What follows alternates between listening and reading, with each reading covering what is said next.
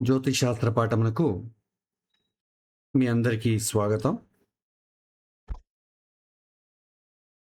గత వారం మనం అష్టకూటముల గురించి తెలుసుకున్నాం. దానితో పాటుగా ద్వాదశ కూటములు నాడి, రాశి, గణము, గ్రహమైత్రి, యోని, తార, వశ్య, వర్ణం వీటిని అష్టకూటములు అంటాం. వీటికి ఇంకొక 4 కూటాలు కలిపామనుకోండి, మహేంద్ర కూటము, శ్రీదీర్ఘము, రజ్జు, వేద ద్వాదశ కూటాలు అవుతాయి. వీటి గురించి సమగ్రంగా మనం పరిశీలించడం నేర్చుకున్నాం. సో ఇంతటితో మనం వివాహ పొంతనలు, కంపాటబిలిటీని ఏ విధంగా చూడాలనేది ఒక సెక్షన్ని ముగించాం. ఇప్పుడు మనం సమగ్రంగా అలయన్స్ని ఎలా చూడాలి, స్టెప్ బై స్టెప్ ఎలా చూడాలనే ఒక ఫైనల్ కన్క్లూజన్ని ఇవాల్టి పాఠంలో మీకు చెప్పాలనుకుంటున్నాను. మనం ప్రారంభంలో మ్యాచింగ్ చేసేటప్పుడు మొదట జాతకాలను మ్యాచ్ చేయాలి. తర్వాత వాళ్ళ యాటిట్యూడ్స్ బ్యాలెన్సింగ్గా ఉంటుందా లేదా అని చూసాం. దోషాల గురించి తెలుసుకున్నాం.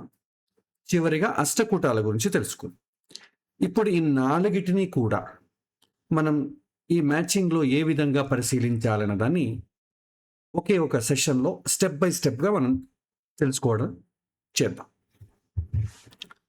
ఇందులో మనం మీకు అర్థం అవ్వడానికి అనుకూలంగా ఉండేటందుకు కొన్ని స్టెప్స్లో ఏ విధంగా చేయాలి అనేది చూపిస్తాను. ఇదే ఫాలో అవ్వాల్సిన అవసరం ఏం లేదు, కేవలం అర్థం చేసుకోవడానికి మాత్రమే నేను ఈ పద్ధతిని చెబుతున్నాను. మీరు పరిశీలించాక మీ యొక్క పద్ధతిని బట్టి ఎలా అయినా కూడా మీరు చేసుకోవచ్చు. మనం స్టెప్ బై స్టెప్ ఎవరైనా సరే జాతకాలు, 2 జాతకాలను ఇచ్చి, అమ్మాయి అబ్బాయి జాతకాలను ఇచ్చి కొద్దిగా వీళ్ళిద్దరికి పొంతన కుదురుతుందా లేదా అని చూడండి అని జాతకాలు ఇచ్చారనుకోండి, మనం స్టెప్ బై స్టెప్ ఏ విధంగా ముందుకెళ్ళాలి అనేది ఇప్పుడు ఆ పద్ధతిని మనం తెలుసుకుందాం. జ్యోతిష్యుడు ముందుగా చేయాల్సింది ఏంటంటే అష్టకూటాలను చూస్తాం. అష్టకూటాలకు కూడా ముందుగా ఇంకా చాలా పాయింట్స్ ఉన్నాయి, కానీ ఈ కాలంలో అది జ్యోతిష్యుడికి అప్రస్తుతంగా మారిపోయింది. కేవలం ఒక వర్గానికో కొంతమందికి మాత్రమే అది సీమితంగా అయిపోయింది. ఎందుకంటే దీనికన్నా ముందు ఏజ్ ఫ్యాక్టర్ చూస్తాం, తర్వాత గోత్రాన్ని చూస్తాం. సగోత్రము, సప్రవరము, సపిండము అని 3 చూసేవాళ్ళు. ఇప్పుడెవరు చూడట్లేదండి, ఒకప్పుడు చూసేవాళ్ళు. ఇది ఎందుకు చూసేవాళ్ళంటే, సగోత్రము, సప్రవరము, సపిండము ఒకవేళ ఏర్పడితే పుట్టేటటువంటి పిల్లలు రాక్షస సంతానం కలుగుతుంది అని చెప్తారు. రాక్షస సంతానం అంటే చెప్పిన మాట విననేటువంటి సంతానము అని అర్థం. మళ్ళీ అలాగా రావణాసురుడు లాగానో, కంసుడు లాగానో, దుర్యోధనుడు లాగానో యాటిట్యూడ్ ఉంటుందని అర్థం కాదు. తల్లిదండ్రులకు, ధర్మానికి, భగవంతుడికి, సమాజానికి, పెద్దలకు గౌరవం ఇవ్వనటువంటి సంతానం కలుగుతుంది అని అర్థం. అందుకని వెనకటికి చూసేవాడు. సగోత్రము అంటే ఇద్దరిది ఒకే గోత్రం కాకూడదు. కొన్ని సందర్భాల్లో గోత్రం ఒకటే అవుతుంది, కానీ ప్రవరం వేరేగా ఉంటుంది. మహర్షి యొక్క సంతతి వేరేగా ఉంటుంది. సప్రవరము అంట, అది కూడా రికమెండెడ్. ఒకే ప్రవరం అయితే రికమెండెడ్ కాదు. చివరిగా సపిండము అంట. ఇది కొద్దిగా ఎక్స్ప్లెయిన్ చేయడం కష్టం, కానీ సంక్షిప్తంగా చెప్పడానికి ప్రయత్నిస్తాను. వివాహానంతరం వధువు కుటుంబము, వరుడి యొక్క కుటుంబము వరసలు మారకూడదు, దాన్నే సపిండము అంటాం. మనం ఇవాల్టి సమాజంలో వీటికి ఎవరూ విలువ ఇవ్వట్లేదు. పెళ్ళయ్యాక వరుడు వధువు యొక్క తల్లితో సంబంధం పెట్టుకోవడం, లేదా ఇటువైపు ఉన్న వాళ్ళు అటువైపు ఉన్న వాళ్ళతో సంబంధం పెట్టుకోవడం అదేమవుతుందంటే వరుసలు మారిపోతాయండి. వరుడు వధువు యొక్క తల్లితో అక్రమ సంబంధం పెట్టుకున్నాడు అనుకోండి, భార్య ఏమవుతుంది, కూతురు అయిపోతుంది. సో ఇలా సంబంధాలు మారిపోతాయి. ఇలాంటి సంబంధాలు మారిపోవడం వల్ల సమాజం యొక్క వ్యవస్థ మారిపోతుంది, విక్షిప్తమైనటువంటి సమాజం ఏర్పడుతుంది. తద్వారా ఎవరికి కూడా వాల్యూ ఇవ్వనటువంటి సంస్కారం ఏర్పడుతుంది. అందుకని సపిండం అనేది చాలా పర్టికులర్గా చూసేవాళ్ళు. అందుకే దశ పూర్వేషాం దశాపరేషాం అంటారు. అంటే వివాహం చేయడానికి ముందు 10 తరాలు ఇటువైపు అటువైపు చూడాలి. ఎందుకంటే ఇలాంటి దోషాలు ఉన్నట్టయితే ఒకరు పాడైపోవడం కాదు, వంశం పూర్తిగా పాడైపోతుంది. అందుకని చాలా జాగ్రత్తలు పడేవాడు. అవన్నీ ధర్మశాస్త్ర పరంగా చూడాల్సినటువంటి విషయాలు.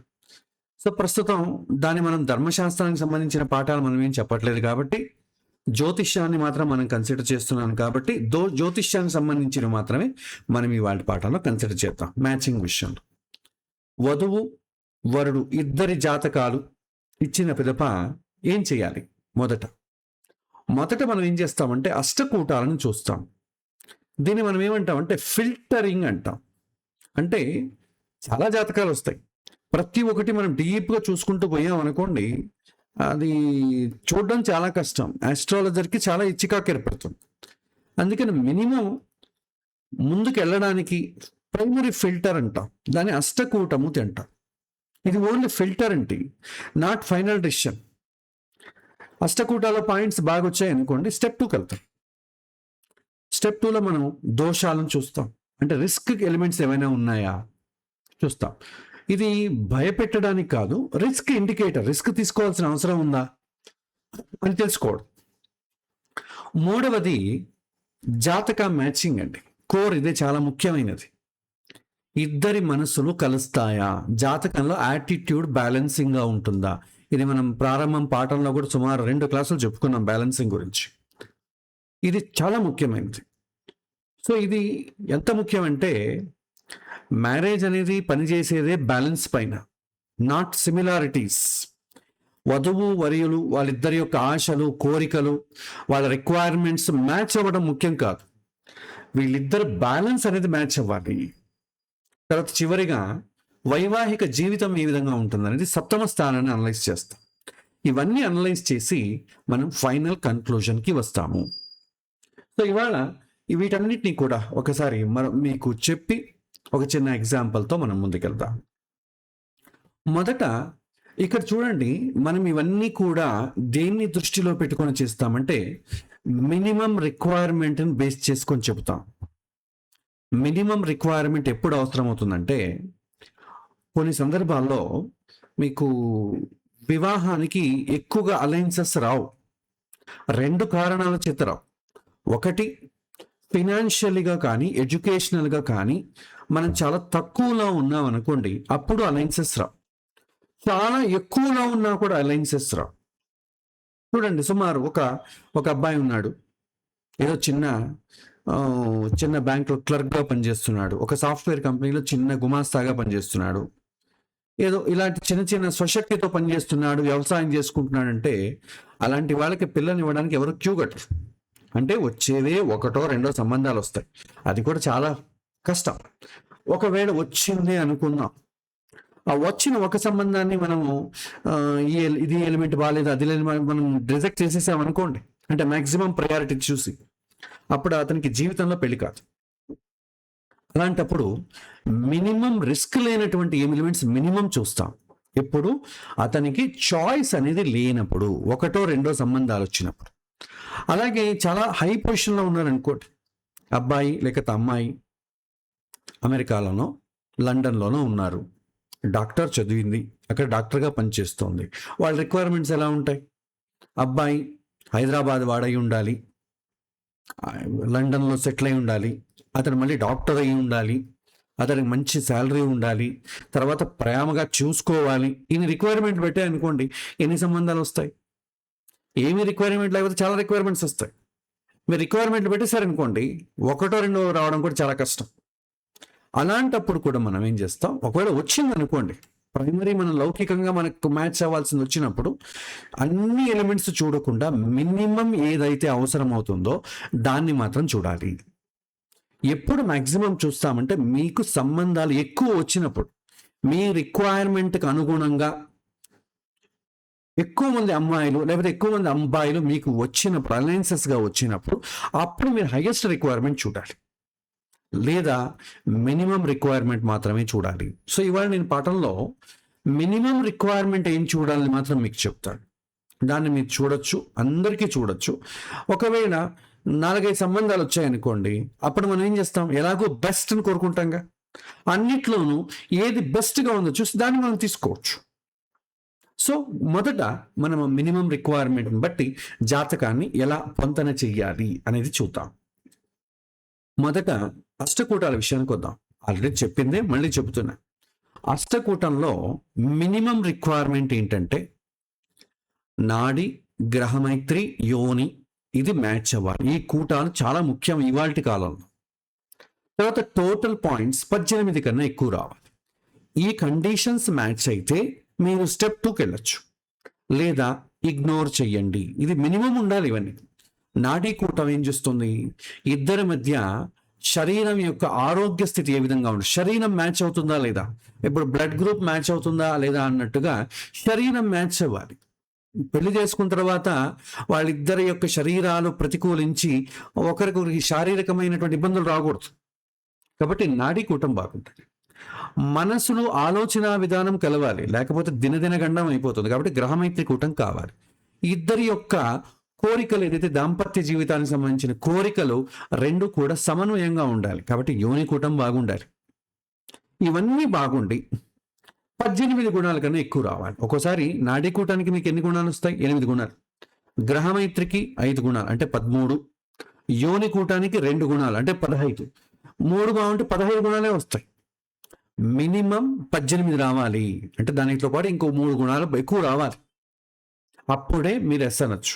కాబట్టి 18 గుణాలు ఎక్కువ వచ్చి పైన ఉన్నటువంటి 3 కూటాలు బాగా ఉన్నట్టయితే ఇవాళ మినిమం మీరు స్టెప్ 2కి వెళ్ళండి. లేదా దానికన్నా తక్కువ వచ్చింది, లేదా ఒక నాడీ కూట మ్యాచ్ కాలేదు, మిగతా అన్ని బాగానే ఉన్నాయి, గ్రహమైత్రి మ్యాచ్ కాలేదు, మిగతా అన్ని బాగానే ఉన్నాయి, ఈ 3 కూటాలు మ్యాచ్ అయ్యే కానీ టోటల్ పాయింట్స్ రావట్లేదు అన్నప్పుడు మీరు దాన్ని ఇగ్నోర్ చెయ్యండి. ఓకే. సో ఇప్పుడు ఏమవుతుంది, ఎవరికైతే మినిమం రిక్వైర్మెంట్స్ చూస్తామో చాలా అలయన్సెస్ తక్కువ వచ్చేవాడికి ఇది అప్లై అవుతుంది. అలయన్సెస్ చాలా ఎక్కువ వచ్చేవాడికి కూడా ఇది మినిమం చూసి, ఇప్పుడు 18 గుణాలు వచ్చాయి అనుకోండి, 2-3 సంబంధాలు వచ్చాయి, ఒకటికి వచ్చి 20 వచ్చింది, ఇంకోటి వచ్చి 22 వచ్చింది, ఏం చేసుకుంటాం, ఆబ్వియస్లీ 22 తీసుకుంటాం. బెస్ట్ మినిమం 3 మ్యాచ్ అవ్వాలి. అందులో ఎక్కువ పాయింట్స్ ఎవరికైతే వస్తుందో దాన్ని మనం సెలెక్ట్ చేసుకోవచ్చు. ఇప్పుడే సంబంధాలను చూస్తున్నాం, మినిమం కోసం మనము మైండ్ అవ్వాల్సిన అవసరం లేదు. వెయిట్ చేద్దాం, మంచి సంబంధమే చూద్దాం అన్నప్పుడు మీరు 30-32 దాకా వెయిట్ చేయొచ్చు గుణాలు రావడానికి. లేదు వచ్చే సంబంధాలు తక్కువ, రిక్వైర్మెంట్ చాలా తక్కువగా ఉంది, వేరు వేరు కారణముల చేత, ఒక్కోసారి రెండో పెళ్ళి అయి ఉండొచ్చు, ఒక్కోసారి అమ్మాయికి ఏజ్ అయిపోయి ఉండొచ్చు, అప్పుడు కూడా మనం అన్నీ పెట్టుకున్నాం అనుకోండి, జీవితంలో పెళ్లి కాదు. కాబట్టి మినిమం రిక్వైర్మెంట్ మనం కన్సిడర్ చేయాలి. స్పెషల్ కేసెస్లో, నార్మల్ కేసెస్లో వారికి ద బెస్ట్ వెయిట్ చేయొచ్చు. స్పెషల్ కేసెస్లో మినిమం రిక్వైర్మెంట్ చేస్తే చాలు. ఇది ఓకే అయితే అష్టకూటంలో మినిమం రిక్వైర్మెంట్స్ వచ్చినట్టయితే స్టెప్ 2కి వెళ్ళండి. స్టెప్ 2లో దోషాల గురించి చూస్తాం. మనం ఏమేమి నేర్చుకున్నాం, కుజదోషం నేర్చుకున్నాం, సర్పదోషం, కాలసర్పదోషం, పితృదోషం, మాంగళ్య దోషం, దీని గురించి మనం నేర్చుకున్నాం. దీనిని మనం మ్యాచ్ చెయ్యాలి. ఎలా మ్యాచ్ చేయాలి, ఈ దోషాలు ఇద్దరిలో ఉందా, ఎవరైనా ఒకరిలో ఉందా అది చూడాలి. ఇద్దరిలోనూ ఉందనుకోండి, ఇట్స్ మేనేజబుల్. లేదు ఒక్కరిలో మాత్రమే ఉంది, ఇంకొకరిలో లేదనుకోండి, అప్పుడు మనం ఏం చేయాలి, ఆ దోషము ఏ లెవెల్లో ఉంది, ఇంటెన్సిటీ ఎక్కువ ఉందా, అమ్మాయిలో కుజదోషం లేదు, అబ్బాయిలో అష్టమ కుజదోషం ఉందనుకోండి, చాలా సివియర్. అమ్మాయిలో కుజదోషం లేదు, అబ్బాయిలో 12వ ఇంట్లో కుజుడు ఉన్నాడు, అది చంద్రుడి నుంచి చూస్తే ఉంది, అదేం పెద్ద ఇంటెన్సిటీ లేదు. అలాంటప్పుడు శుభగ్రహాల సంబంధం వస్తే ఆ కుజుడికి కానీ, మాంగళ్య దోషం అన్నప్పుడు రాహు గురువుకు కానీ, ఇక కాల సర్పదోషం అయితే పెద్దగా ఇబ్బంది లేదు, డిలే ఫ్యాక్టర్. సర్పదోషం అంటే ఫ్యామిలీలో కొద్దిగా చికాకులు. వీటికి ఏమైనా శుభగ్రహాల సంబంధం వస్తే మేనేజబుల్ అని అర్థం. ఇద్దరిలోనే ఉంటే మేనేజబుల్, ఇంటెన్సిటీ తక్కువ ఉన్నా మేనేజబుల్. అలాంటప్పుడు మనం ముందుకెళ్ళచ్చు. This is minimum requirement. Maximum requirement ఉందనుకోండి, దోషాలు లేని వాళ్ళ కోసం వెయిట్ చేయొచ్చు. లేదు ఇంబ్యాలెన్స్గా ఉంది, ఒకరిలో కుజదోషం ఎక్కువ ఉంది, ఇంకోటి దాంట్లో కుజదోషం లేదు, స్ట్రైట్ అవే ఇగ్నోర్ చేయండి. లేదు మేనేజబుల్ మీకు అనిపిస్తే ముందుకెళ్ళండి. ఈ దోషాలను ఎలా చూడాలనేది, ఎలా కన్క్లూజన్ జడ్జిమెంట్ ఇవ్వాలనేది మీకు దానికి సంబంధించిన పాఠం మనం వెనక చూసాం. దాన్ని ఎవరైనా అటెండ్ కాకపోతే, ఎవరైనా మరొకసారి చూడాలంటే మీరు ఆ వీడియోని ఒకసారి చూడండి. దోషాలకు సంబంధించిన వీడియో 2 క్లాసెస్ మనం చెప్పుకున్నాం. ఒక క్లాస్లో కుజదోషం చెప్పుకున్నాం, ఇంకో క్లాస్లో మనం ఈ యొక్క మిగిలిన కాల సర్పదోషం, సర్పదోషాల గురించి చెప్పుకున్నాం. ఆ క్లాస్ని మీరు ఒకసారి రీక్యాప్ చేసుకోండి. ఓకే, దోషాలు మేనేజబుల్ అని మీకు అనిపిస్తే నెక్స్ట్ స్టెప్ 3కి వెళ్ళండి. ఇందులో అబ్బాయి యొక్క యాటిట్యూడ్ ఏ విధంగా ఉంటుంది, నేచర్ ఏ విధంగా ఉంటుంది, సహజమైనటువంటి గుణం, అతని ఆలోచన విధానం ఏ విధంగా ఉంటుంది, యాటిట్యూడ్ బ్యాలెన్స్ అవుతుందా లేదా, వైవాహిక జీవితం ఏ విధంగా ఉంటుంది, ఇవన్నీ కూడా మనం దీంట్లో చూస్తాం. అష్టకూటాలకు మనం 10% ప్రయారిటీ ఇస్తాం. తర్వాత దోషాలకు మనం 30% ప్రయారిటీ ఇస్తాం. జాతకాలు మ్యాచ్ అవ్వడానికి మెజారిటీ 60% ప్రయారిటీ ఇస్తాం. ఇది చాలా ముఖ్యం. ఇది సో దీంట్లో మనం ఏం చేస్తాం, జాతకంలో అమ్మాయి అబ్బాయి జాతకంలో వాళ్ళ యొక్క మనసు ఎలా ఉంటుంది, వాళ్ళ ఆలోచన విధానం ఏ విధంగా ఉంటుంది, వాళ్లకు రియాక్షన్ స్పందించే తీరు ఏ విధంగా ఉంటుంది, ప్రేమ, ఇద్దరి మధ్య ప్రేమ ఎక్స్ప్రెస్ చేయడం ఏ విధంగా ఉంటుంది, ఇది మనం బ్యాలెన్స్డ్గా చూడాలి. దీని గురించి కూడా మనం 2 పాఠాలు చెప్పుకున్నాం. అమ్మాయి చాలా అగ్రెసివ్గా ఉందనుకోండి, అబ్బాయి చాలా బ్యాలెన్స్డ్గా ప్రేమతో ఉండాలి. మనస్సు ఆమె ఎలా ఆలోచిస్తుంది, ఆ అబ్బాయి ఎలా ఆలోచిస్తాడనేది మనసు చూపిస్తుంది. ఏ విధంగా ఆలోచించడం కాదు, మానసిక ఎమోషనల్ బ్యాలెన్స్ ఏ విధంగా ఉంటుందని చంద్రుడు చూపిస్తాడు. ఏ విధమైనటువంటి డెసిషన్ తీసుకుంటుంది అనేది బుధుడు సూచిస్తాడు. రియాక్షన్, త్వరగా రియాక్ట్ అవుతారా లేకపోతే మూడీగా సీక్రెట్గా లోపలే ఉంటారా, ధైర్యం ఉందా లేదా అనేది కుజుడు బట్టి తెలుస్తుంది. లవ్ని ఎక్స్ప్రెస్ చేయడం లేదా తనలోని దాచుకోవడం ఉందా లేదా అనేది శుక్రుడిని బట్టి తెలుస్తుంది. కాబట్టి దీన్ని 2 జాతకాల్లోనూ చూసి వీళ్ళది అగ్రెసివ్ నేచరా, ఎమోషనల్ నేచరా, లాజికలా, లేకపోతే కామ్గా ఉంటారా అనేది చూడాలి. ఇది మనం పాఠంలో చెప్పుకున్నాం. ఎవరైనా అబ్బాయి జాతకంలో ఫర్ ఎగ్జాంపుల్ లగ్నంలో సూర్యుడు ఉన్నాడు అనుకోండి, చాలా డామినేటెడ్ నేచర్ ఉంటుంది. అలాంటి వాళ్ళు ఎలాంటి అమ్మాయి బ్యాలెన్స్ అవుతుంది అంటే, అమ్మాయి అబ్బాయిని చాలా ప్రేమించే గుణం ఉండాలి. అప్పుడు ఆ డామినేషన్ ఉన్నా కూడా ఆ ప్రేమ వల్ల అది పెద్దగా ఎఫెక్ట్ అవ్వదు, ఇంపాక్ట్ అవ్వదు. అబ్బాయి జాతకంలో లగ్నంలో సూర్యుడు కానీ కుజుడు కానీ ఉన్నట్టయితే చాలా డామినేటెడ్ నేచర్, త్వరగా రియాక్ట్ అవ్వడం, స్పందించడం, కోప స్వభావం ఇవన్నీ వచ్చేస్తాయి. అలాంటప్పుడు అమ్మాయి జాతకంలో లేకపోతే ఆపోజిట్ పార్ట్నర్ జాతకంలో శుక్రుడు బలంగా ఉండాలి, చంద్రుడు బలంగా ఉండాలి. వీళ్ళిద్దరూ పాపగ్రహాలతో ఉండకూడదు. సప్తమానికి సంబంధం వచ్చినా లేకపోతే శుభగ్రహాల సంబంధం వచ్చినా వాళ్ళు తన భర్త లేకపోతే భార్యతో చాలా ప్రేమగా వ్యవహరించడం వలన వాళ్ళలో ఏదైనా ఈ విధమైనటువంటి దుర్గుణాలు ఉన్నట్టయితే లేదా సమాజానికి ఎక్స్ట్రాడినరీ గుణం ఉన్నట్టయినా కూడా వాళ్ళు ప్రేమించడం వలన అవన్నీ కూడా కనిపించవు. మనకు డీప్గా లవ్లో ఉన్నప్పుడు ఆపోజిట్ పార్టీలో ఏ గుణం ఉందో మనకి ఎలా కనిపిస్తుంది. ఒకవేళ చెడ్డవాడైనా కూడా నాకు వాడే కావాలి, నేను మార్చుకుంటానంటారు. ఎందుకంటే ప్రేమ అలాంటిది, ఎమోషనల్ అట్రాక్షన్ అలా ఉంటుంది. కాబట్టి జాతకంలో ఎవరిదైనా ఒకరిది ఎక్స్ట్రాడినరీగా ఉంటే, అగ్రెసివ్గా ఉంటే, అగ్రెసివ్ అంటే ఏంటి, కోప స్వభావం కావచ్చు, త్వరగా స్పాంటేనియస్గా రియాక్ట్ అవ్వడం, లేకపోతే లోపలే ఇలా ఉండడం. ఇది ఓన్లీ ఎగ్జాంపుల్ మాత్రం చెప్పాను. ఇంకా మీకు ఆ పాఠంలో అన్ని రకాల గుణాలు చెప్పాను.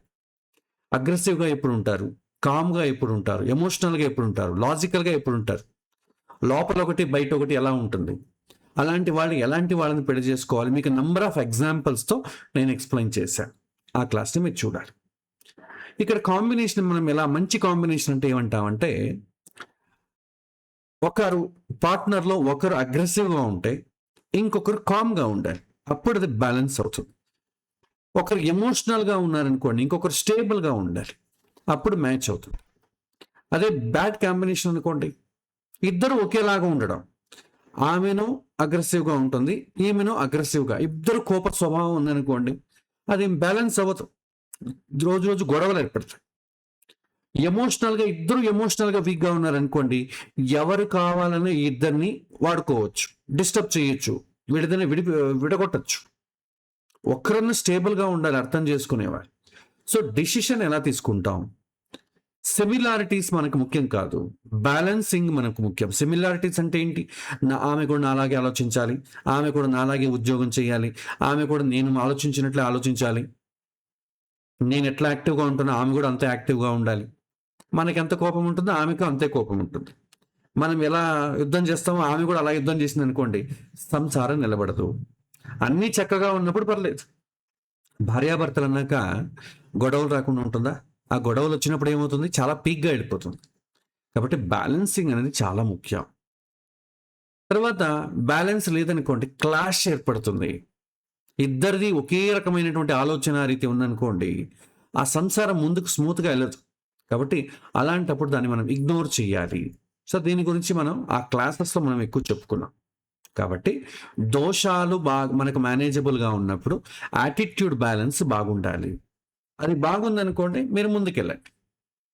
Next 7th house analysis. ఇది మినిమం కాదు, మ్యాక్సిమం. మినిమం అనేది బ్యాలెన్స్ అవ్వాలి. మ్యాక్సిమం ఏంటి? మినిమం బ్యాలెన్స్ అయితే తర్వాత ఆ సంబంధం ఇంకా వైవాహిక జీవితం చాలా బాగుండాలి, పెళ్ళైన తర్వాత నన్ను అర్థం చేసుకోవాలి, ఇవన్నీ నెక్స్ట్. అప్పుడు దానికి మనం ఏం చేస్తాం?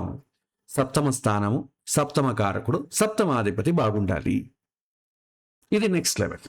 ఇది ఒకవేళ సప్తమ స్థానంలో పాపగ్రహాలు ఉన్నా, సప్తమ కారకుడు బలహీనంగా ఉన్నా, సప్తమాధిపతి బలహీనంగా ఉన్నా, జాతకాలు బ్యాలెన్స్ అయితే పెళ్లి చేసుకోవచ్చు. జీవితంలో కష్టాలు ఉంటాయండి. ఓకే, ఒకవేళ అబ్బాయికి ఏదైనా ఉన్నట్టుండి ఏదైనా కష్టం వచ్చింది అనుకోండి, ఉన్నట్టుండి ఆస్తి మొత్తం కోల్పోవచ్చు, సడన్గా తనకున్నదంతా పోగొట్టుకోవచ్చు, పిల్లల్ని పోగొట్టుకోవచ్చు, ఏదో ఇల్లు నష్టం అవ్వచ్చు, అందరూ బంధువులంతా వెలివేయచ్చు, ఏ కష్టమైనా రావచ్చు. బ్యాలెన్సింగ్ ఉందంటే పార్ట్నర్ అనేది ఎంత కష్టాల్లో ఉన్నా కూడా తోడుగా ఉంటుంది. ఆస్తి మొత్తం కోల్పోయినా కూడా భర్తతో పాటు నిలబడుతుంది. ఇప్పుడు బ్యాలెన్సింగ్ ఉన్నప్పుడు. ఎందుకంటే ప్రేమ మీకు కొన్ని సినిమాల్లోనూ కొన్ని రియల్ టైంలో మీరు చూస్తూ ఉంటారు. ఒకతను కూలి చేసుకుంటూ ఉంటాడు, తప్ప తాగుతూ ఉంటాడు, తప్ప తాగి ఇంకోని కొట్టడం, చేయి చేసుకోవడం, అనడం ఇలా చేస్తూ ఉంటాడు. వాడు వెళ్ళి పోలీస్ స్టేషన్ కంప్లైంట్ ఇస్తే వీడిని లాక్కెళ్ళి జైల్లో వేస్తారు. వాళ్ళ భార్య బాగా ప్రేమిస్తుంటుంది, అతనికి ఏముండదు, అన్ని రకాల దుర్గుణాలు ఉంటాయి. తాగుతాడు, కొడతాడు, భార్య నుంచి డబ్బులు లాక్కెళ్తాడు, అన్ని రకాల దుర్గుణాలు ఉంటాయి.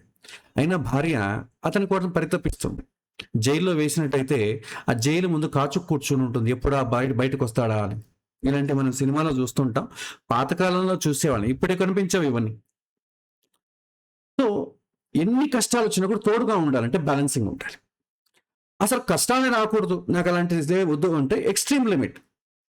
అప్పుడు మనం ఏం చేయాలి? సప్తమ స్థానం బాగుండాలి, సప్తమ కారకుడు బాగుండాలి, సప్తమాధిపతి బాగుండాలి.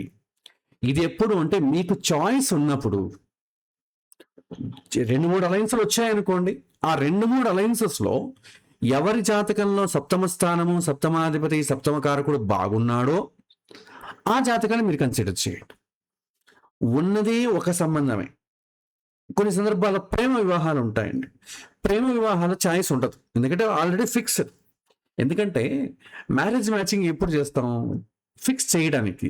పెళ్ళంటే లవ్ మ్యారేజ్ అనుకోండి, ఆల్రెడీ ఫిక్స్ అయిపోయి ఉంటుంది, ఇంక మనం చేసేది ఏముంది, అప్రూవ్ చేయాలంతే. సో ప్రేమ వివాహాల్లో మనం పొంతనలను చూడకూడదు, బేసిక్ రూల్. వాళ్ళకి చెప్పాలి, కనుక్కోండి ఇది ప్రేమ వివాహమా అయితే చూడకూడదు, లేదు కొత్త అలయన్సా అయితే చూడండి. ఎందుకంటే కొత్త అలయన్స్ అయితే డిపెండెన్సీ ఉండదు, వద్దంటే వద్దు. ప్రేమ వివాహం అంటే అలా కాదు కదా. కొన్ని సందర్భాల్లో తల్లిదండ్రులు వస్తారు, మా అబ్బాయి ప్రేమించేసాడండి, మేము చెప్పినా ఒప్పుకోవట్లేదండి, ఆయన జాతకం ఒకసారి చూడండి. జాతకంలో రిస్క్ ఎలిమెంట్స్ ఉందనుకోండి, వాళ్ళు ఏమైనా అవాయిడ్ చేయగలరా? అవాయిడ్ చేయగలిగితే చూడండి, అవాయిడ్ చేయలేదనుకోండి, మీకు తెలుసుకోవడం వల్ల మరింత దుఃఖం వేస్తుంది. తెలుసుకోకండి నేను చెప్తాం, మనం అవాయిడ్ చేస్తాం మ్యాక్సిమం. పర్లేదండి ఆయన చెప్పండి అంటే ఇంక నీ కర్మ, మనం ఏం చేయలేం. అప్పుడు మనం కాషన్గా చెబుతాం, చెప్పే పద్ధతి వేరేగా ఉంటుంది. చేసుకోండి చేసుకోవద్దు అనకుండా అడ్జస్ట్ చేసుకోవాలన్న ఒక పద్ధతి ధోరణిలో మనం చెబుతాం.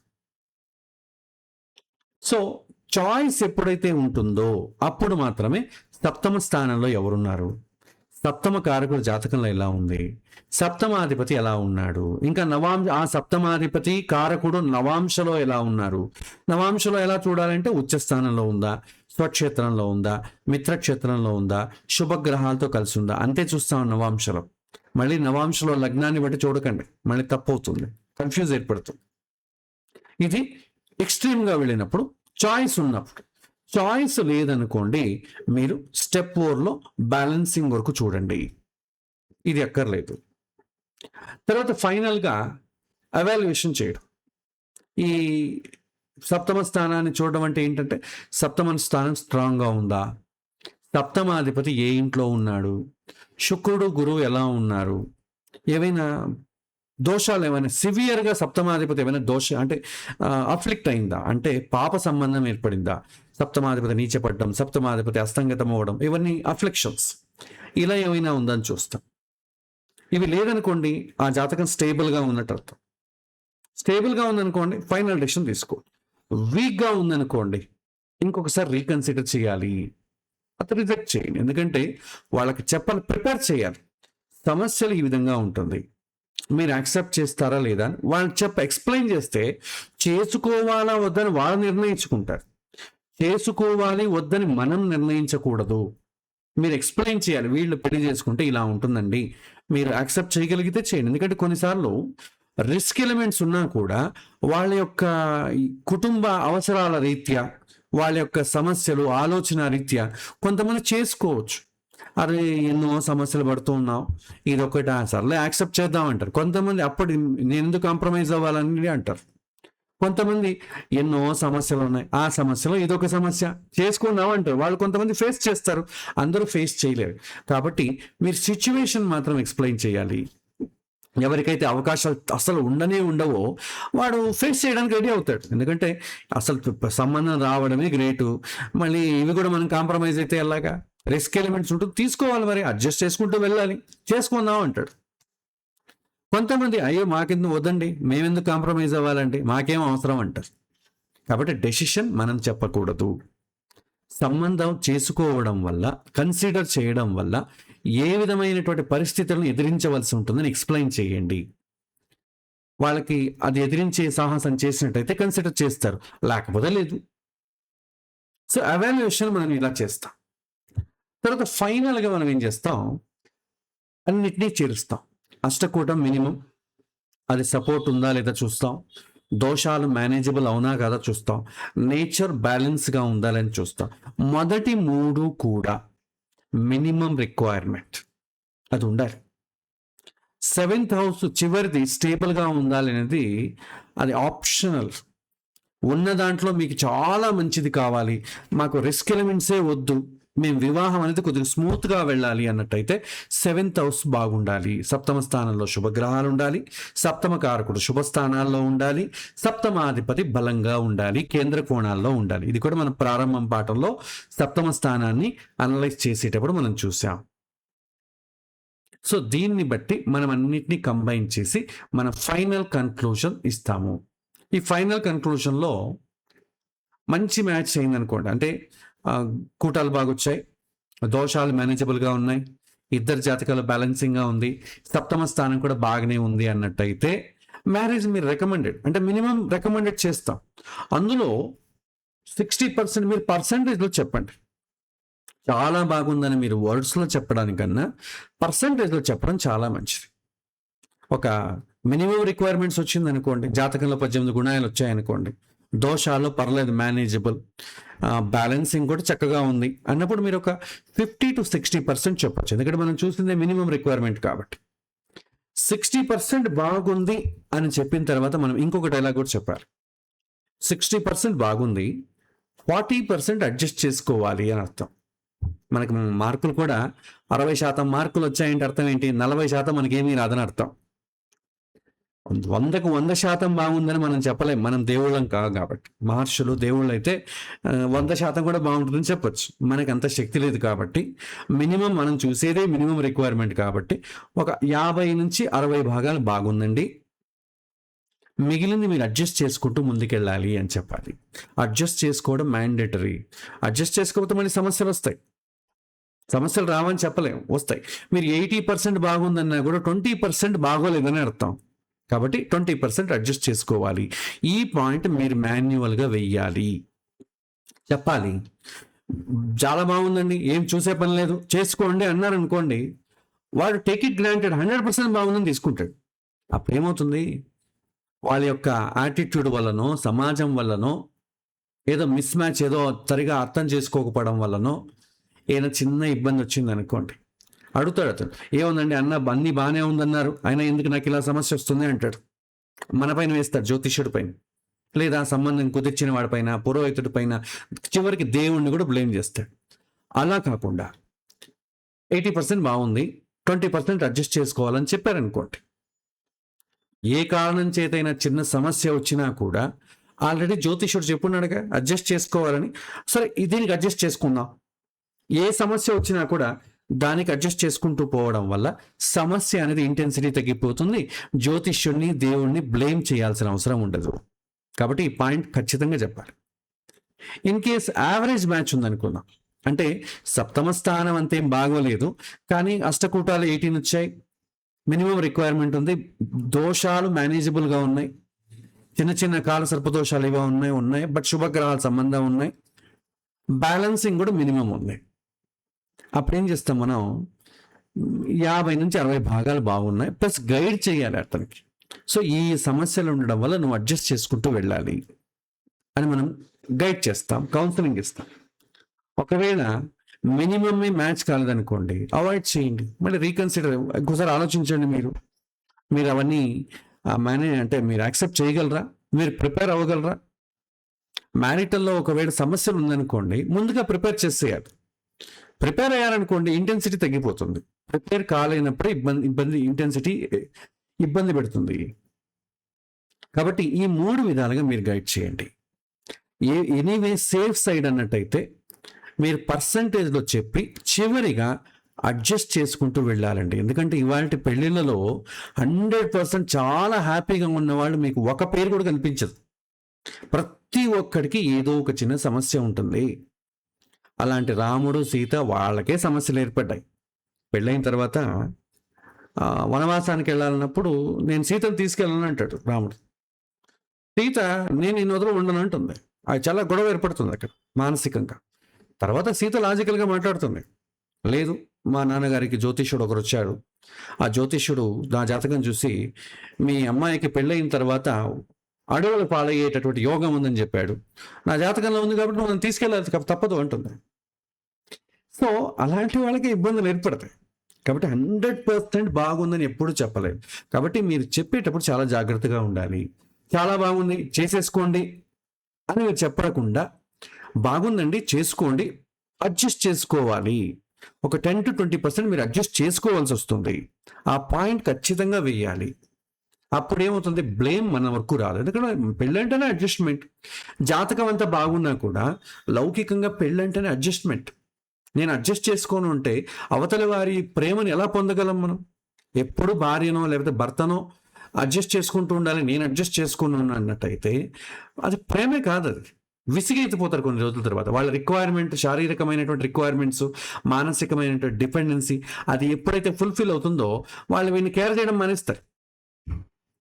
మంచి సర్వీసులో ఉన్నంత వరకు భార్య చెప్పిన మాట వింటుంది, పిల్లలు చెప్పిన మాట వింటారు. ఒకసారి సర్వీస్ నుంచి దిగేసిన తర్వాత పిల్లలు ఉద్యోగాలకు వెళ్ళారనుకోండి, మళ్ళీ తండ్రిని ఎవరు పట్టించుకుంటారు? అతను ఆర్డర్ వేస్తే మాత్రం ఎవరు పట్టించుకుంటాడు? ఎవరు అతని పైన డిపెండెన్సీ లేరు. ప్రేమతో గౌరవం ఇవ్వడం వేరు, భయంతో గౌరవం ఇవ్వడం వేరు. భయంతో ఎక్కువ రోజు గౌరవం ఇవ్వలేం. సో కాబట్టి సామాన్యంగా వివాహం చేసుకునేటప్పుడు అడ్జస్ట్ చేసుకుంటూ వెళ్ళాలి అని ఖచ్చితంగా ఈ స్టేట్మెంట్ చెప్పాలి. లేకపోతే జ్యోతిష్యుడికి ఇబ్బందులు తప్పవు. చాలామంది అవేమీ వాడకుండా వాళ్ళను మెప్పు పొందడానికో లేదా నా ఎఫిషియన్సీ చాలా ఎక్కువ ఉందని చూపించుకోవడానికో, జాతకం చాలా బాగుందండి చూడాల్సిన పని లేదు, మీరు కళ్ళు మూసుకొని చేసుకోవచ్చు అంటారు. సంసారం కూడా కళ్ళు మూసుకొని చేయాల్సి వస్తుంది తర్వాత. అలాంటివి మనకి ఇప్పుడున్నటువంటి సమాజంలో అది సాధ్యపడదు, చాలా కష్టం ఏర్పడుతుంది. కృతయుగంలోని దశరథ మహారాజుకే వీలు పడలేదండి, మనలాంటి వాళ్ళు ఎంత, అప్పుడే అతనికే చాలా సమస్యలు వచ్చాయి. దశరథ మహారాజులు వచ్చినంత సమస్యలు ఎవరికి లేవు. కాబట్టి ఈ డెసిషన్ చెప్పేటప్పుడు చాలా జాగ్రత్తగా చెప్పాల్సి ఉంటుంది. సో ఫైనల్గా చెప్పాలంటే స్టెప్ 1 అష్టకూటాలను చూస్తాం, అది ఫిల్టర్ చేస్తుంది, ఫైనల్ డిసిషన్ కాదు. స్టెప్ 2 రిస్క్ ఎలిమెంట్స్ ఉంటాయి, నువ్వు ఇంత రిస్క్ తీసుకోవాల్సిన అవసరం ఉందా లేదా అతనిలో ఆలోచింపజేస్తాయి. స్టెప్ 3 ఈ యొక్క బ్యాలెన్సింగ్ ఎలా ఉంటుంది. మ్యారేజ్ అనేది బ్యాలెన్సింగ్ లాంటిది, సిమిలారిటీస్ కోసం వెళ్ళకూడదు. సో నీకు మనసులో ఆ అమ్మాయి అందంగా ఉంది, ఆ అమ్మాయి ఇలాంటి ఉద్యోగం చేయాలి, ఇంత సంపాదించాలి, నాలాగే ఆలోచించాలి, ఇవన్నీ రిక్వైర్మెంట్స్ బాగానే ఉన్నాయి. ఇది జీవితంలో బ్యాలెన్స్ చేయడానికి బాగుండదు. ఇది ఎదుటి వారికి నేను ఇంత మంచి అమ్మాయిని ఇంత మంచి అబ్బాయిని చేసుకున్నాను ఎదుటి వారికి చూపించుకోవడం చాలా బాగుంటుంది. 4 గోడల మధ్య సమస్యలు ఏర్పడతాయి.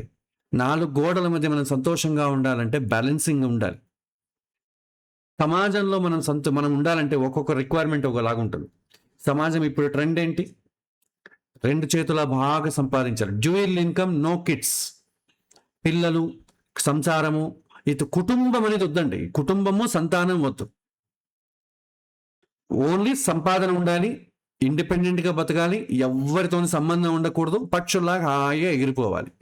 ఇలా ఉంటుంది సమాజం కోరుకునేదే. కానీ ఎవరికి బాధ్యత, కర్తవ్యం ఎవరికి వద్దు. ఇది ఎలా ఉంటుంది? పెళ్లి చేసుకున్న ప్రారంభంలో కొన్ని రోజులు బాగానే ఉంటుంది.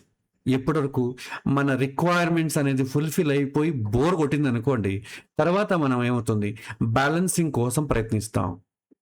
తర్వాత ఏం మాట్లాడతాం? లేదండి పెళ్లి చేసుకున్న కొన్ని రోజులు బాగానే ఉండిందండి, తర్వాత సమస్యలు మొదలయ్యాయండి, నన్ను అర్థం చేసుకోవడం లేదు, నా భర్త నన్ను అర్థం చేసుకోవడం లేదు. భర్త ఏమంటాడు? చాలా అన్ని బాగానే చూసుకుంటానండి, ఎప్పుడు ఏదో చివాట్లు పెడుతుంటుంది, విసిగిస్తూ ఉంటుంది అంటాడు.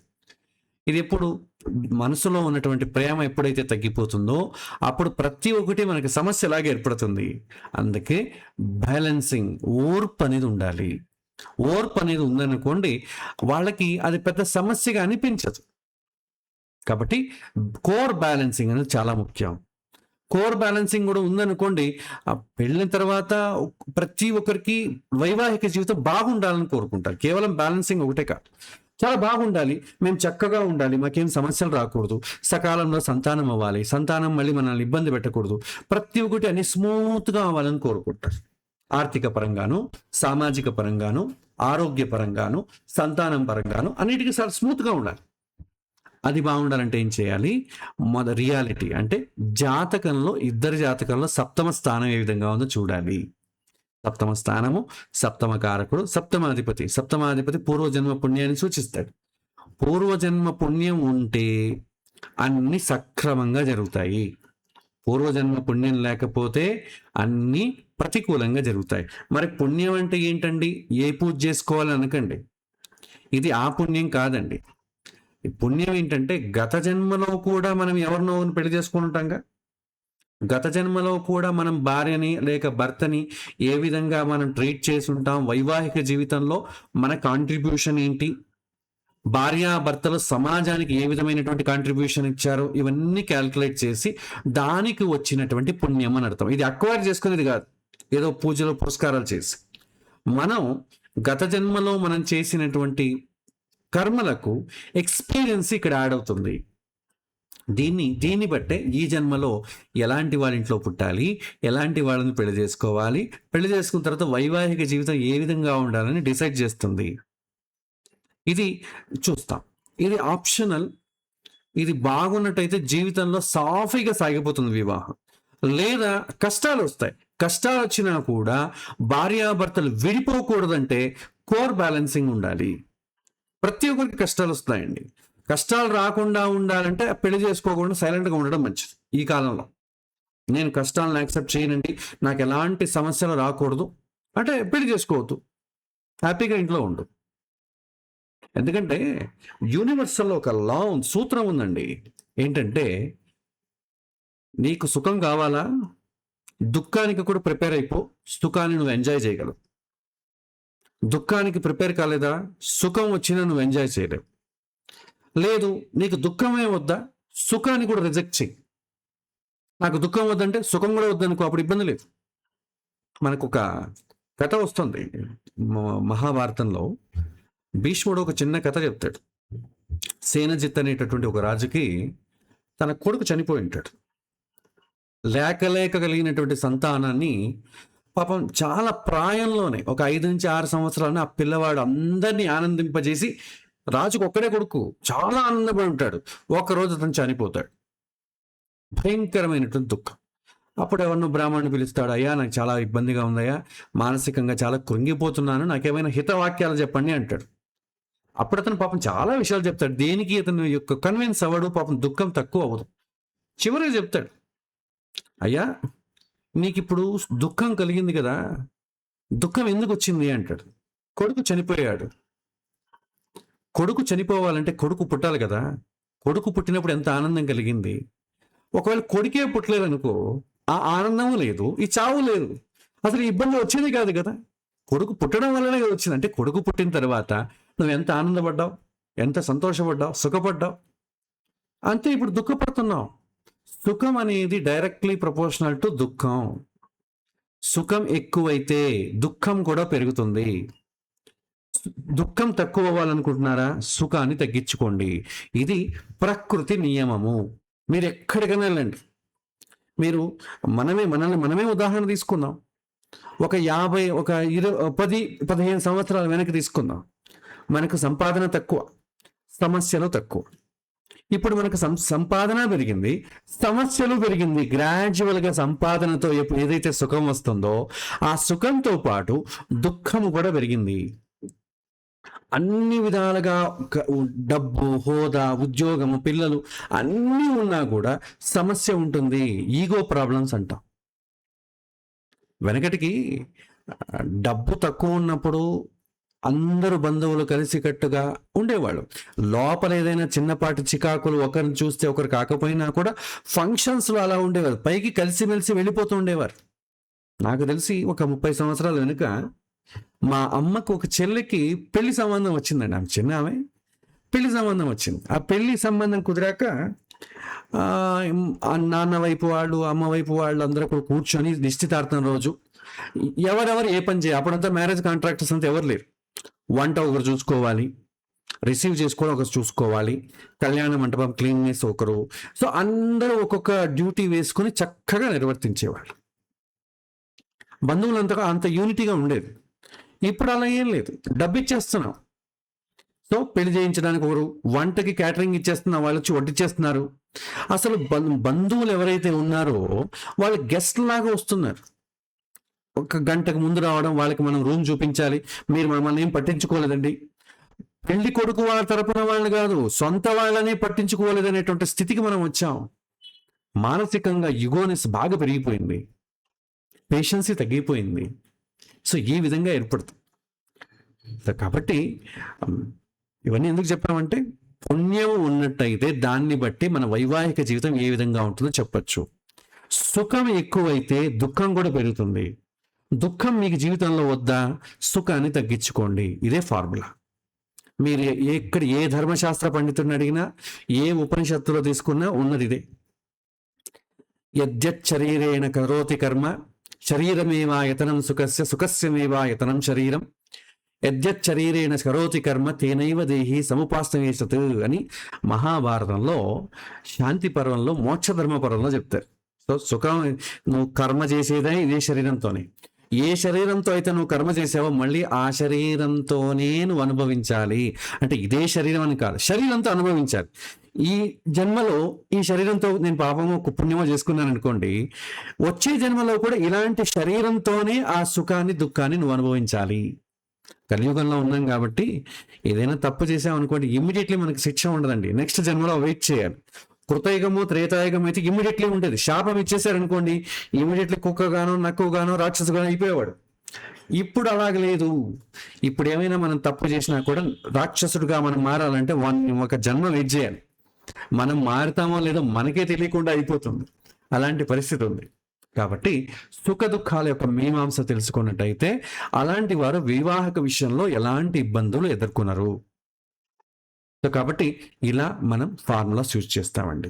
ఇప్పుడు నేను మీకు దీంతో పాటుగా ఒక చిన్న ఎగ్జాంపుల్తో కూడా ఎక్స్ప్లెయిన్ చేస్తాను. ఇప్పుడు ఒక చిన్న ఎగ్జాంపుల్ తీసుకుందాం. ఒక ఎగ్జాంపుల్ జాతకాలు తీసుకున్నామండి. అబ్బాయిది, అమ్మాయి జాతకం. మొదట మనం ఏం చేయాలి? కండిషన్స్ ప్రకారం తీసుకున్నట్టయితే నాడి, గ్రహమైత్రి, యోనికూటం మ్యాచ్ అవ్వాలి, 18 గుణాల కన్నా ఎక్కువ రావాలి. సో మినిమం చూద్దాం. సో ఇప్పుడు నాడీ కూటం ఉందా? అంత్యనాడి, మధ్యనాడి 8 పాయింట్లు వచ్చాయి. సో బాగుంది. గ్రహమైత్రి ఉందా? శని, గురు 5 పాయింట్లు మాక్సిమం రావాలి, 3 వచ్చింది. But average is okay. 3 కన్నా తక్కువైందంటే కష్టం. గ్రహమైత్రి లేదు అని అర్థం. యోనికూటం ఎలా ఉంది? 4 మినిమం. సారీ, మీకు 4 పాయింట్స్ టోటల్, మీకు మినిమం 2 రావాలి. 4 వచ్చినా పర్లేదు, ఎందుకంటే సేమ్ యోని అయితే, సేమ్ ఎనిమల్ అయితే 4 వస్తుంది. ఎనిమీస్ అయితే 0 వస్తుంది.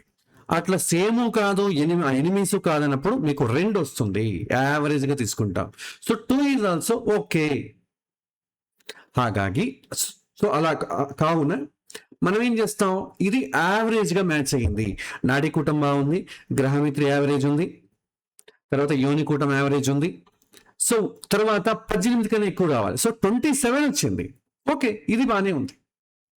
సో అష్టకూటాలు మనకు సాటిస్ఫాక్టరీగా ఉంది కాబట్టి నెక్స్ట్ మనం దోషాలు చూడడానికి వెళ్ళాలి. సో దోషాల మొదట ఏం చూస్తాం? కుజదోషం చూస్తాం. కుజదోషంలో సివియర్ అంటే అష్టమ స్థానంలో ఉండడం, తక్కువ అన్నట్టయితే 12వ ఇంట్లోనో 2వ ఇంట్లో ఉండడం. సో అబ్బాయి జాతకం చూడండి, లగ్నం నుంచి కుజుడు 12వ ఇంట్లో ఉన్నాడు. సో కుజదోషం ఉంది, కానీ ఇట్ హ్యాస్ అన్ ఎక్సెప్షన్. కుజుడు స్వక్షేత్రంలో ఉన్నాడు, ప్లస్ కంబస్ట్ అయిపోయి ఉన్నాడు, బలహీనంగా ఉన్నాడు. కాబట్టి కుజుడి యొక్క బలం ఎక్కువ లేదు. కాబట్టి కుజుడు బలం ఎక్కువ తక్కువ ఉందనుకోండి, కోప స్వభావం, అహంకారం, ఇగో అన్ని కూడా తగ్గిపోతాయి. స్వక్షేత్రం ఉన్నా కూడా అవన్నీ తగ్గుతాయి. కాబట్టి ఇది ఎక్సెప్షన్ ఉంది. కుజదోషం ఉంది, బట్ ఎక్సెప్షన్ ఉంది. ఇక అమ్మాయి జాతకం తీసుకోండి. ఇప్పుడు అమ్మాయి జాతకంలో కుజుడు ఎలా ఉన్నాడు? లగ్నం నుంచి 4వ ఇంట్లో ఉన్నాడు. లగ్నం నుంచి 4వ ఇంట్లో ఉండడం వల్ల ఏమవుతుంది? కుజదోషం ఉంది, బట్ శనితో పాటు ఉండడం వల్ల ఒక ఎక్సెప్షన్. కేంద్ర స్థానంలో ఉండడం వల్ల ఒక ఎక్సెప్షన్. చంద్రుడి నుంచి అష్టమ స్థానంలో ఉన్నాడు. సో బట్ ఎక్సెప్షన్ ఉంది. ఇద్దరికీ కుజదోషం ఉంది కాబట్టి పెద్దగా సీరియస్గా తీసుకోవాల్సిన అవసరం. It is manageable. నెక్స్ట్ సర్పదోషం ఏమైనా ఉందా? కుజుడు రాహుతో ఉన్నాడా? ఇద్దరు జాతకంలో చూడండి. ఇద్దరు జాతకంలో ఉందనుకుంటే ఇబ్బంది లేదు. ఒకరి జాతకంలోనే మాత్రమే ఉందనుకోండి, వాళ్ళకి ఎక్స్ప్లెయిన్ చేయాలి. కుజుడు వీళ్ళతో సర్పదోషం ఉంది, దీని ఇంపాక్ట్ ఈ విధంగా ఉంటుంది, యాక్సెప్ట్ చేస్తారో లేదో వాళ్ళ ఇష్టం. ఇక్కడ రాహు కుజుడితో లేదు, అమ్మాయి జాతకంలోను అబ్బాయి జాతకం ఇద్దరిలోను. కాలసర్పదోషం ఉందా? సో రాహుకేతువుల మధ్య 2 జాతకాల్లోనూ గ్రహాలు ఉన్నాయి కాబట్టి కాలసర్పదోషం లేదు. ఇక పితృదోషం, 9వ స్థానంలో రాహు ఉండడం, సో ఇద్దరు జాతకాల్లోనూ ఏం లేవు. మాంగళ్య దోషం, రాహు శుక్రుడు ఏమైనా కలిసి ఉన్నారా? ఇద్దరు జాతకాల్లోనూ లేవు. ఒకవేళ ఉన్నట్టయితే మనం స్పెసిఫిక్గా చెప్పాలి. మాంగళ్య దోషం ఉన్నట్టయితే ఇద్దరిలో ఏదో ఒకరిలో 7వ స్థానం బలంగా ఉండాలి, శుభగ్రహాల సంబంధం ఉండాలి. దోషములు ఉన్నట్టయితే శుభగ్రహాల సంబంధం ఉంటే కొద్దిగా ఎక్సెప్షన్. సో కాబట్టి దాన్ని మనం చూడొచ్చు. ఇది మనం దోషాల విషయంలో మేనేజబుల్ అవునా కదా చెబుతాం. నెక్స్ట్ బ్యాలెన్సింగ్ ఉందా లేదా? అబ్బాయి జాతకంలో చూడండి, లగ్నంలో సూర్యుడు ఉన్నాడు. లగ్నంలో సూర్యుడు ఉంటే ఏంటి? Dominating nature. ప్లస్ సూర్యుడు శుక్రుడు అనే ఒక శుభగ్రహంతో కలిసి ఉన్నాడు. గురువు అనేటువంటి శుభగ్రహం చూస్తోంది లగ్నాన్ని ప్లస్ సూర్యుడిని. కాబట్టి కొద్దిగా మేనేజబుల్, శుభగ్రహ సంబంధం వచ్చింది కాబట్టి. అమ్మాయి విషయం తీసుకుందాం. ఎప్పుడైతే లగ్నంలో సూర్యుడు కానీ, కుజుడు కానీ, బుధుడు కానీ, రాహు కానీ ఉన్నప్పుడు అమ్మాయి ఆపోజిట్ పార్ట్నర్ జాతకంలో చంద్రుడు శుక్రుడు బలంగా ఉండాలి. చంద్రుడు అంటే ప్రేమ, శుక్రుడు అంటే ఇద్దరి మధ్య దాంపత్య వైవాహిక జీవితం, అది 2 బాగుండాలి. సో అమ్మాయి జాతకం తీసుకున్నట్టయితే ఇప్పుడు చంద్రుడు తీసుకోండి, ఎలా ఉంది? చంద్రుడు వచ్చి 9వ ఇంట్లో ఉంది, మిత్రక్షేత్రంలో ఉంది. ఏ విధమైనటువంటి పాప సంబంధం చంద్రుడికి కలగలేదు. కాబట్టి ఈమె పార్ట్నర్ని ఇష్టపడుతుంది. చంద్రుడు ఎమోషనల్గా డిపెండ్ అవుతుంది. కాబట్టి ఇతనిలో ఒకవేళ డామినేటివ్ క్యారెక్టర్ ఉన్నప్పటికీ ఈమె దాన్ని పట్టించుకోకుండా, ఈగోకు వెళ్లకుండా ఇతన్ని ఇష్టపడుతుంది. ప్లస్ లగ్నంలో ఎలాంటి గ్రహం లేదు, సప్తమంలో ఎలాంటి గ్రహం లేదు. లగ్నాన్ని ఏదైనా గ్రహం చూస్తోందా అన్నట్టయితే ఏ గ్రహము చూడట్లేదు. శని ఒకటి చూస్తోంది. శని చూడడం వల్ల ఏమవుతుంది? బ్యాలెన్సింగ్, స్టేబుల్గా ఉంటుంది. ఇక్కడ లగ్నంలో సూర్యుడు ఉండడానికి, ఇక్కడ లగ్నంలో శని చూడడానికి స్టేబుల్గా ఉంటుంది. రెండు ఆపోజిట్గా ఉన్నాయి, సిమిలర్గా లేదు కాబట్టి ఇబ్బంది లేదు, బ్యాలెన్స్ అవుతుంది. ఇక్కడ శుక్రుడు కూడా బాగుండాలి. శుక్రుడు ఈ జాతకంలో పంచమ స్థానంలో ఉండడం మంచిదే. పంచమ స్థానం హౌస్ ఆఫ్ లవ్. కానీ కేతుతో ఉండడం వల్ల ఎక్స్ప్రెసివ్గా ఉండదు. ఈమె లవ్ చేస్తున్నా కూడా లవ్ చేస్తున్న దాన్ని ఎక్స్ప్రెస్ చేయడానికి ఈమెకి అంత భయపడుతుంది, ఇష్టం లేకపోవచ్చు. ఆ గుణం ఉంటుంది, ఎక్స్ప్రెసివ్గా ఉండదు ప్రేమను ఎక్స్ప్రెస్ చేయడానికి. ఇంటిమసీ ఇంటర్ కోర్స్ వ్యవహారంలో అమ్మాయి అంత ఇంట్రెస్ట్ చూపించకపోవచ్చు. బట్ దట్ ఈస్ ఆల్సో అబ్బాయి ఒక్కోసారి ఇబ్బంది కలగచ్చు. ఎనీవే డిస్టర్బ్ అయితే కాలేదు. శని శుక్రుడు నీచపడిపోవడం, పాపగ్రహాలతో ఉండడం, శని కుజుడితో కానీ సూర్యుడితో కానీ ఉండడం, ఇలాంటివేనైతే కొద్ది కష్టం. బట్ ఇక్కడ అబ్బాయి జాతకంలో లగ్నంలో సూర్యుడు ఉన్నప్పటికీ కూడా అమ్మాయి జాతకంలో అంత సివియర్గా లేదు కాబట్టి బ్యాలెన్సింగ్ అవుతుంది. పూర్తిగా కాకపోయినా కూడా ఈ అబ్బాయిని అర్థం చేసుకునే విషయంలో బ్యాలెన్సింగ్గా ఉంది కాబట్టి కన్సిడర్ చేయొచ్చు. నెక్స్ట్, ఇక వైవాహిక జీవితం ఈ అమ్మాయిని చేసుకోవడం వల్ల ఇతను చేసుకోవడం ఈ అమ్మాయికి ఏమైనా అదృష్టాలు ఏమైనా కలిసి వస్తాయంటే సప్తమ స్థానం బాగుండాలి. అబ్బాయి జాతకంలో సప్తమాధిపతి అయినటువంటి కుజుడు స్వక్షేత్రంలో 12వ ఇంట్లో ఉన్నాడు. సప్తమ స్థానాన్ని ఎవరైనా చూస్తున్నారా? శుక్రుడు చూస్తున్నాడు, సూర్యుడు చూస్తున్నాడు. శుక్రుడు చూడడం మంచిది. సప్తమ కారకుడు శుక్రుడు లగ్నంలోనే ఉండడం చాలా మంచిది. తర్వాత సప్తమ స్థానంలో ఎవరు లేరు కాబట్టి అబ్బాయి జాతకంలో సప్తమ స్థానం పర్లేదు, బాగానే ఉంది. సప్తమాధిపతి నీచబడిపోవడం కానీ అస్తంగతం అయిపోవడం కానీ అలాంటివి ఏం లేదు. స్వక్షేత్రంలో బలంగానే ఉన్నాడు. ఇక అమ్మాయి విషయానికి వద్దండి. అమ్మాయి విషయంలో సప్తమాధిపతి ఎవరు? శని. ఎలా ఉన్నాడు? ఉచ్చ స్థానంలో ఉంది. సప్తమాధిపతి ఉచ్చ స్థానంలో ఉండడం, అది కేంద్ర స్థానంలో ఉండడం మంచిదే. శుక్రుడు పంచమ స్థానంలో ఉండడం మంచిదే. చెడు స్థానంలో ఏమీ లేదు. సప్తమంలో ఏ గ్రహము లేదు కాబట్టి వైవాహిక జీవితం కూడా బాగానే ఉంటుంది.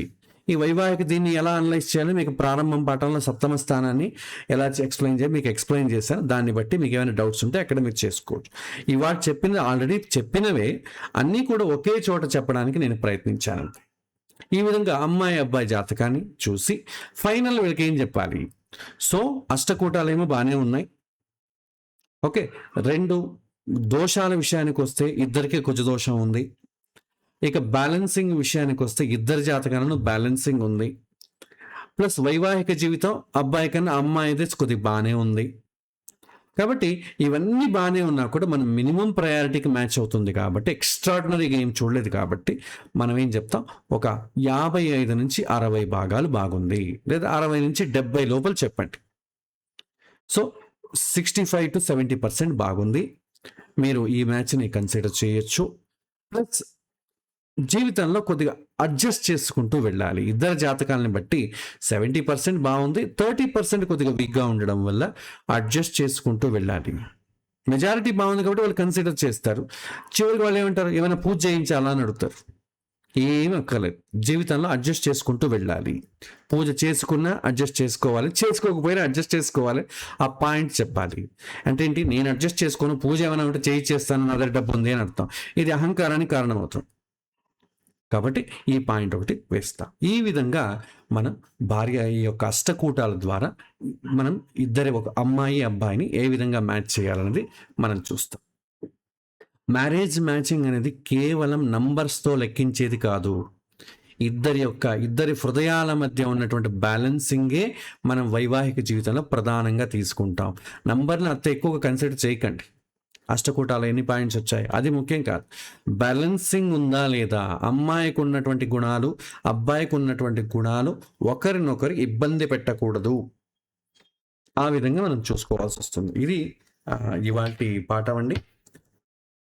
ఇక్కడితో మనం మ్యాచింగ్ ఎలా విధంగా చేయాలో మనం చూస్తాం. ఇది ప్రీ మ్యారిటల్గా మనం చూసేటటువంటి జాతకంలో అబ్జర్వ్ చేసేటటువంటి పద్ధతి. నెక్స్ట్ మనకు పోస్ట్ మ్యారిటల్ లైఫ్ ఏ విధంగా ఉంటుంది, పెళ్ళైన తర్వాత వచ్చే సమస్యలు, దాని గురించి ప్రత్యేకంగా ఇంకో విధంగా చూడాలి. తర్వాత ఎక్స్ట్రా మ్యారిటల్ అఫైర్స్ కానీ, తర్వాత సంతానం కూడా ఒకటి చూడాలి. బట్ వెనకటికైతే సంతానాన్ని కూడా చూసేవాళ్ళు, ఇప్పుడెవరు సంతానాన్ని చూడట్లేదు. ఎందుకంటే ఆ సంతానం అనేది ఇట్స్ సపరేట్ పార్ట్ అయిపోయింది. కాబట్టి మనం సంతానం అనే దాన్ని సపరేట్గానే చూద్దాం. చూసిన తర్వాత దాన్ని ఇంక్లూడ్ చేసుకోవాలా వద్దా అనేది కాలం అనేది సిచ్యువేషన్ నిర్ణయిస్తుంది. మీరు నేర్చుకున్న తర్వాత మీరు దాన్ని కూడా కన్సిడర్ చేయొచ్చు, లేకపోతే లేదు. అది మనం తర్వాత పాఠాల్లో మనం నేర్చుకున్నాం. సో ఇది ఇవాల్టి పాఠం అండి. ఇవాల్టి పాఠంలో మీకు ఏమైనా ప్రశ్నలు ఉన్నట్టయితే ఒక 10 నిమిషాల పాటు మీరు ప్రశ్నలు అడగొచ్చు.